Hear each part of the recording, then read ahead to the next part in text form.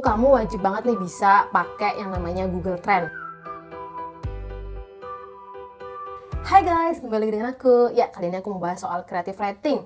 Ya, menjadi seorang penulis dan kerja di bidang kreatif, kita kan harus selalu dipaksa untuk punya ide gitu ya. Dan kadang-kadang tuh otak tuh kayak mampet gitu loh, nggak ada ide gitu.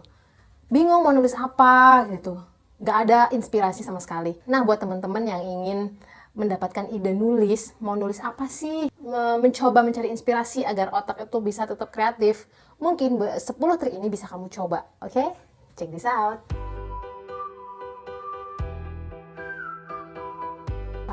Ya, cara pertama adalah menggunakan Google Trend. Ya, kamu bisa mendapatkan inspirasi topik apa sih yang sedang banyak dibicarakan orang dan sedang banyak dicari orang di Google gitu. Entah dari lingkup negara ataupun seluruh dunia. Terutama buat kamu penulis berita dan penulis gosip artis atau pokoknya yang trending-trending gitu deh.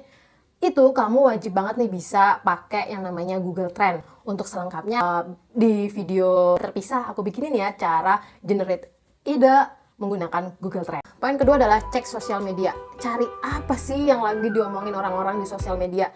Contohnya nih kayak waktu BTS Meal. Teman-teman kita, orang-orang deket kita tuh kan banyak ya yang maksudnya suka sama BTS. Nah, buat kamu yang misalnya nggak terlalu paham nih, BTS Meal itu apa sih?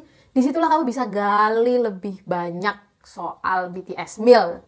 Misalnya kamu ambil dari sudut pandang, kenapa sih ARMY itu segitunya gitu loh sebagai fans BTS gitu.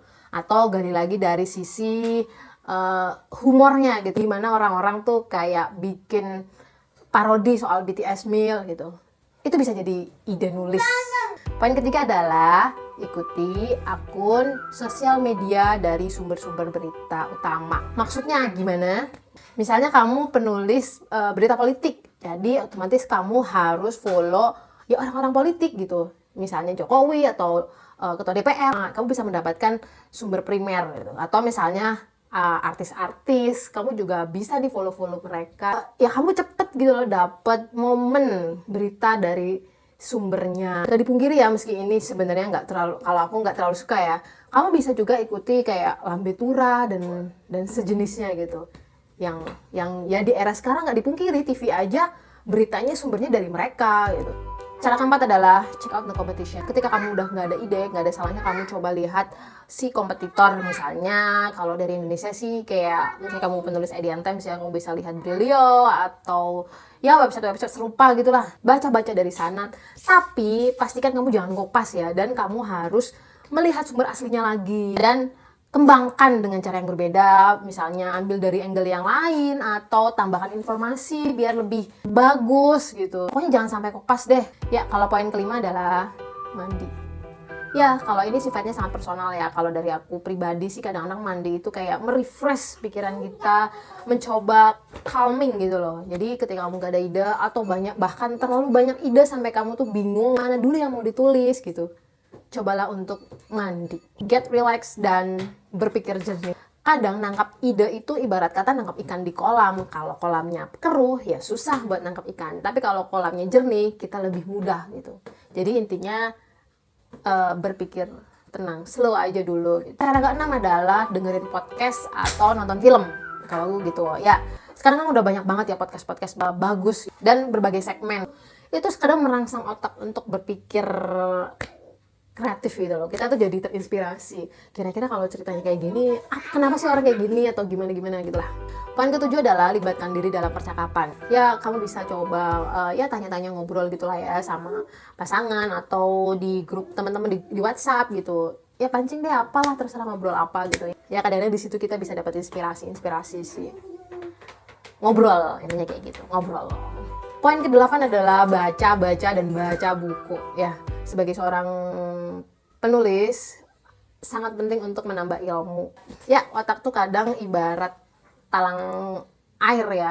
Harus selalu dialiri air biar ya tetap basah dan harus lebih sering membuat karya biar dia nggak bumpet gitu. Ini udah teori umum ya. Kalau mau kreatif, dapat ide nulis ya baca gitu. Poin ke-9 adalah kalau kamu dapat ide, catat eksekusinya kapan-kapan. Ya, ini menurutku penting banget sih. Ide itu kadang datang bukan saat kita butuhkan, tapi dia datang karena ya memang pengen datang gitu. Kadang ide datang ketika sedang main sama anak, sedang masak, atau bahkan sedang di toilet. Ya, kayak gitu faktanya. Jadi ketika ada ide langsung aja tulis. Jadi kamu punya sebuah rangkuman ide-ide gitu. Jadi ketika kamu butuh, kamu tinggal ambil dari situ. Cara ke-10 adalah lihat dirimu sendiri. Kamu bisa gali apa sih kegelisahanmu selama ini gitu. Kisahmu gimana, atau apa sih yang selama ini bikin kamu penasaran, atau apa hobimu. Dari lebih dalam, terus coba cari data tambahan dan kemas dengan cara yang menarik. Sesimpel itu sih kadang-kadang tuh ide bisa datang gitu. Jadi jangan dibikin rumit lah. Ya, itu aja video kali ini. Semoga 10 trik ini bisa membantu kalian untuk mendapatkan ide buat nulis dan bisa melatih diri agar tetap kreatif ya. Sampai jumpa di video selanjutnya. Semoga bermanfaat dan jangan lupa klik subscribe dan bagikan video ini ya. Sampai jumpa. Dah.